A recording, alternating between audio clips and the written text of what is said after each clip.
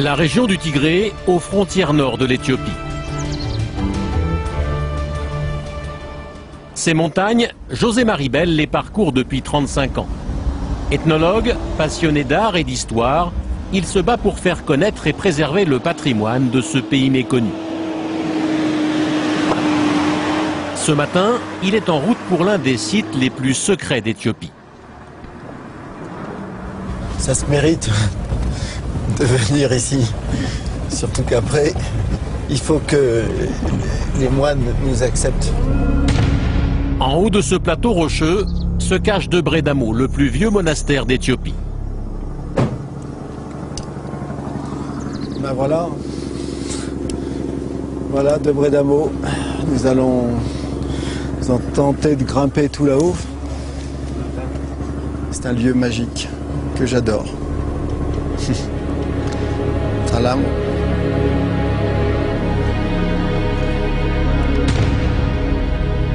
Le monastère n'est accessible qu'en escaladant la falaise sur laquelle il est perché. C'est ainsi que depuis des siècles, les moines orthodoxes y accèdent.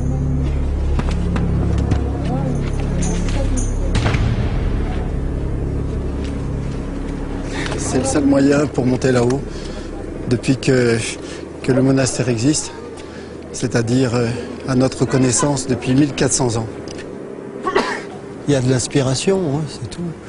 Ils le font toute leur vie. Lui, il a 25 ans. Depuis l'âge de 8 ans, il va dans son monastère. Le site est vénéré dans toute l'Éthiopie chrétienne. Les femmes y sont interdites, une règle dans certains monastères du pays. Comme les moines, José Marie doit grimper les 15 mètres de la paroi à l'aide d'une corde en air de bœuf. Seule différence, on lui improvise un harnais.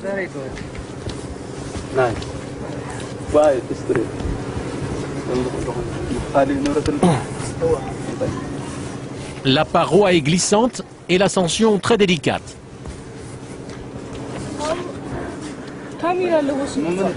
Ok. Ok. Mais au sommet, les efforts sont récompensés. Le spectacle est grandiose.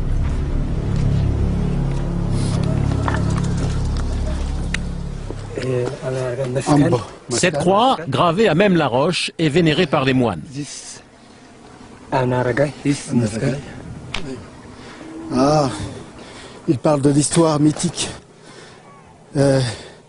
du prêtre, du moine syriaque qui s'appelle Ganawi, qui est venu la première fois ici et qui a construit ce monastère qui date de 545 après Jésus-Christ.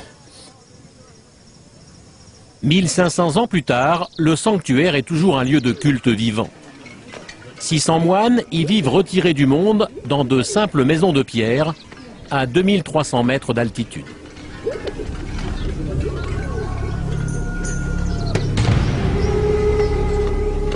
Selon la légende, Debre Damo aurait été fondé au VIe siècle par l'un des 9 saints venus de Syrie, apporter ici la religion orthodoxe. Le monastère est un des joyaux du patrimoine éthiopien que José Marie veut faire découvrir au public français au cours d'une grande exposition qu'il prépare sur le pays.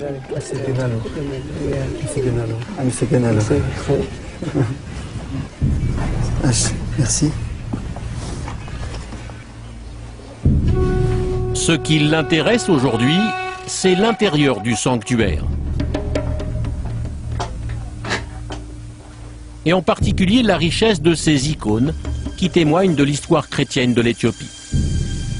Derrière ces deux portes se trouve effectivement le Saint des Saints, c'est-à-dire l'endroit réservé aux moines, en tout cas pour les cérémonies, et destiné à ces cérémonies. Et on voit d'ailleurs une représentation récente de la Trinité, le Père, le Fils et le Saint-Esprit.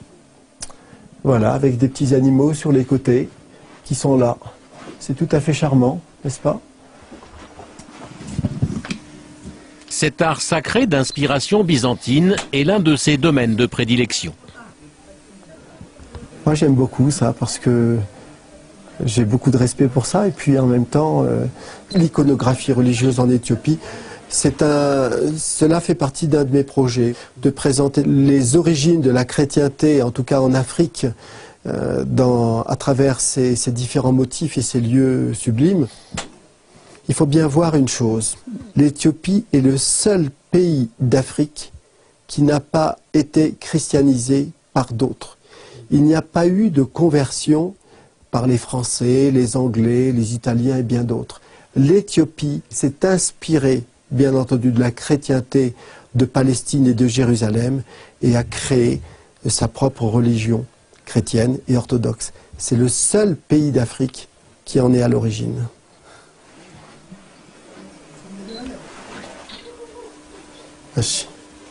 Ah mais c'est Ganal, l'usure du passage qui est extraordinaire, bien entendu. Et il y en a du monde qui passait par là. C'est Ganal.